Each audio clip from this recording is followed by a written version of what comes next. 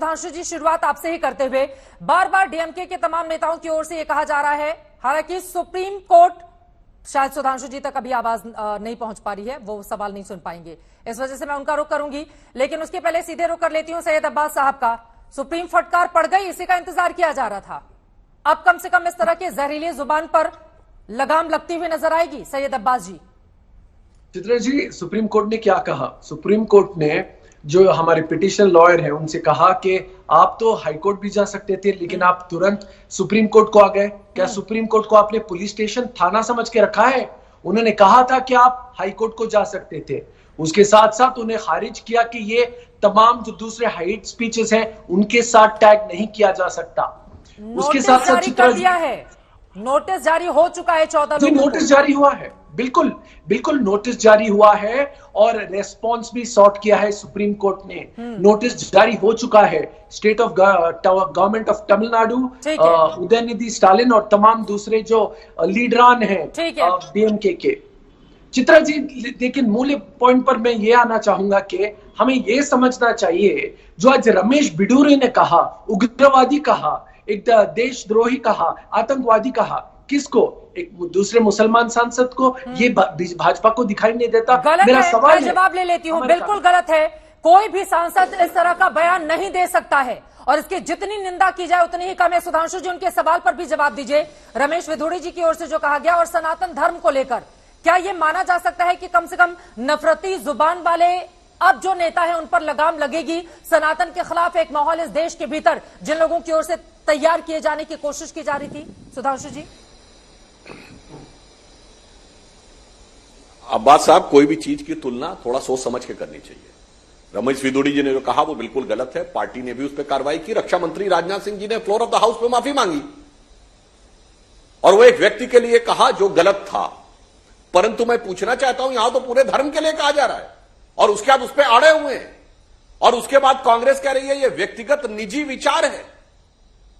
और उसके बाद हर स्कूल में, ये इको हो रहा है, जरा ठीक करवा दीजिएगा, हर स्कूल में उसको किया जा रहा है। और मजे की बात ये समझिए कि उस कार्यक्रम में तमिलनाडु सरकार के जो धार्मिक मामलों के मंत्री हैं वो भी थे।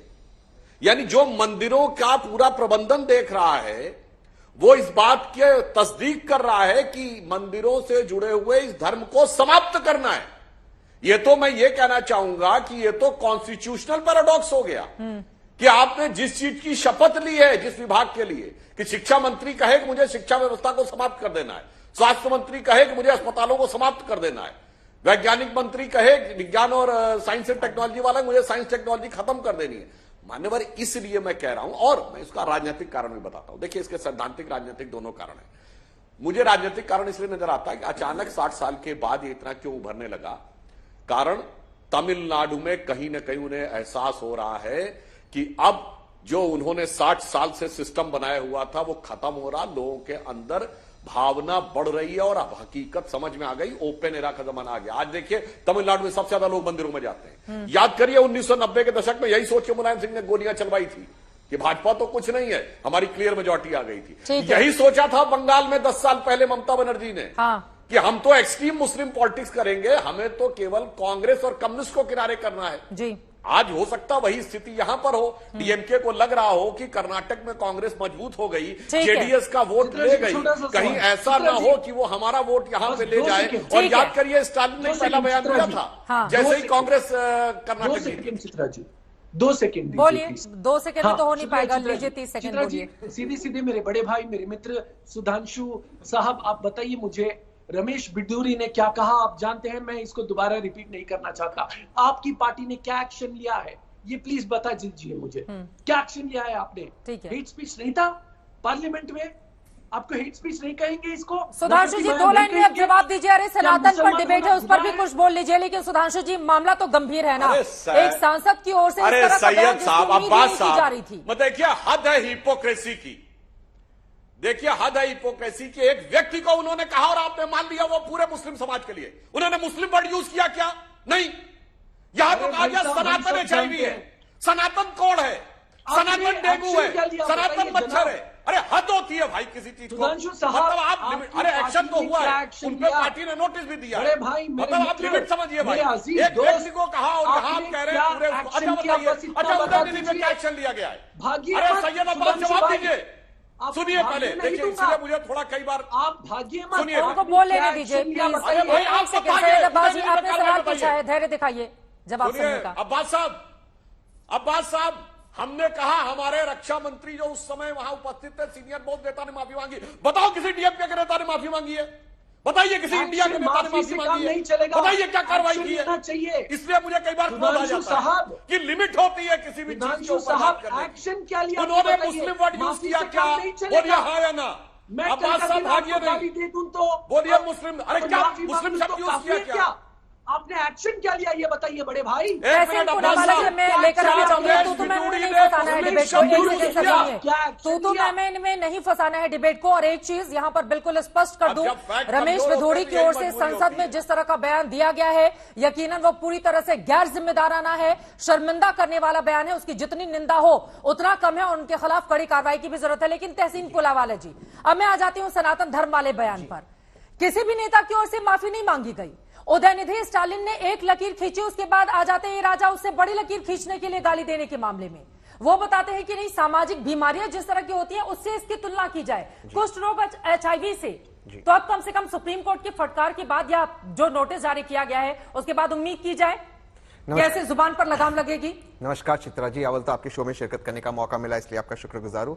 और शायद इस पैनल पे अगर एक व्यक्ति हिपोक्रेट नहीं है वो मैं हूं। और आपने देखा था कि जब उदयनिधि स्टालिन और ए राजा ने जिस तरह का बयान दिया, यहाँ के कांग्रेस के नेताओं ने, मैंने उसका खंडन किया, मैंने कहा गलत है। वो हेट स्पीच की परिभाषा में आता है और हेट स्पीच की परिभाषा माननीय सुप्रीम कोर्ट ने मेरे जजमेंट में डिफाइन किया है, मेरे जजमेंट के अंदर। उसी जजमेंट के लिए मैं होम सेक्रेटरी के पास गया था, सुप्रीम कोर्ट के आदेश पे इसके कानून बनना चाहिए। आप जानती है चित्रा जी क्या हुआ? इसी पार्लियामेंट के अंदर, लोकतंत्र के मंदिर के अंदर माननीय अमित शाह जी खड़े होकर बोले हमें इसके कानून की जरूरत नहीं है, आवश्यकता नहीं है। आज जिस हेट स्पीच की बात कर रहे हो नहीं है, मैं कहता हूं ये गलत है। जो रमेश विदुरी जी ने कहा वो भी गलत है और जो सनातन धर्म को बार बार गाली देने में कंधे से कंधा मिलाकर उनके साथ प्रचार में जाएंगे तमाम नेता, तो सिर्फ गलत बयानी करने से क्या होगा? क्या उनकी विचारधारा फैलेगी नहीं? सनातन को लेकर उन लोगों का एक एजेंडा है क्योंकि उनकी सियासत चलती है इससे, और लेकिन विपक्षी इंडिया को क्या इससे नुकसान नहीं होगा? पॉलिटिकली छोड़ दीजिए, फायदा होगा नुकसान होगा, मैं तो मानता हूं नुकसान होगा, लेकिन पॉलिटिकली से ज्यादा मॉरली आप किसी को मच्छर, डेंगू, एड्स, HIV नहीं कह सकते। लेकिन चित्रा जी मेरे आपसे सवाल है, और इस सवाल का अगर सुधांशु जी उत्तर दें, मैं सुधांशु जी की बहुत आदर करता हूं, मैं तो मानता हूं ये गलत है, लेकिन उसी स्टालिन साहब को G20 के डिनर पे बुलाकर, चलो आपको बुलाना पड़ा मुख्यमंत्री, हंसते चर्चा करते सेल्फी क्यों खिंचा रहे थे माननीय प्रधानमंत्री? चलिए छोड़ दीजिए, आप कह दोगे प्रोटोकॉल है। इसी फ्लोर के अंदर, इसी फ्लोर ऑफ द हाउस पे महेश शर्मा ने कहा मां सीता का कोई सबूत नहीं, महेश शर्मा पे एक्शन लिया।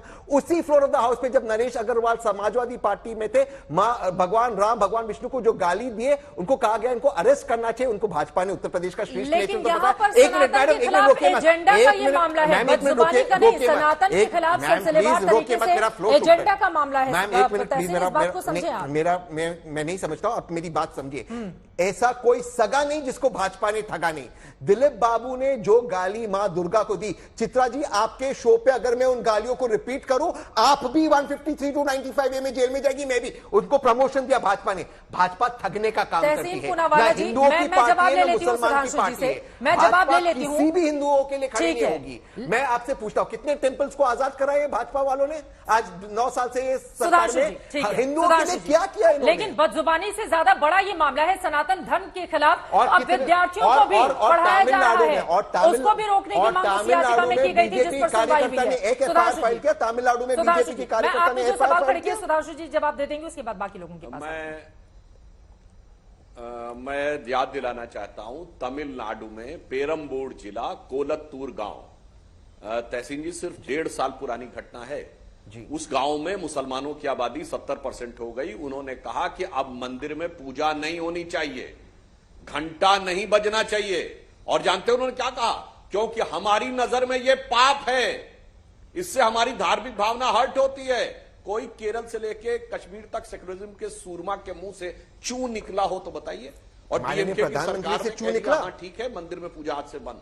वो तो मद्रास हाई कोर्ट जो है वो बीच में आया तब वो हुआ। आज तहसीन जी मैं आपकी बात की भी इज्जत करता हूं, अगर केसी वेणुगोपाल इतना ही बोल दिए होते कि जो डीएमके ने कहा वो गलत है, ये तो नहीं बोला ना, उन्होंने कहा वो उनका नजरिया है और वो अपने ढंग से उस बात के ऊपर सोचते। एक बार गलत शब्द बोला हो तो मैं आपकी बात मानने को तैयार हूं। और तो और मैं बाकी 2 उदाहरण देता हूं। परमेश्वर तो कांग्रेस के नेता हैं, जो होम मिनिस्टर है कर्नाटक के, वो कह रहे हिंदू धर्म कब शुरू हुआ मैं पता ही नहीं। वाकई नहीं पता होगा भाई, मैं किसी धर्म का अपमान नहीं करना चाहता।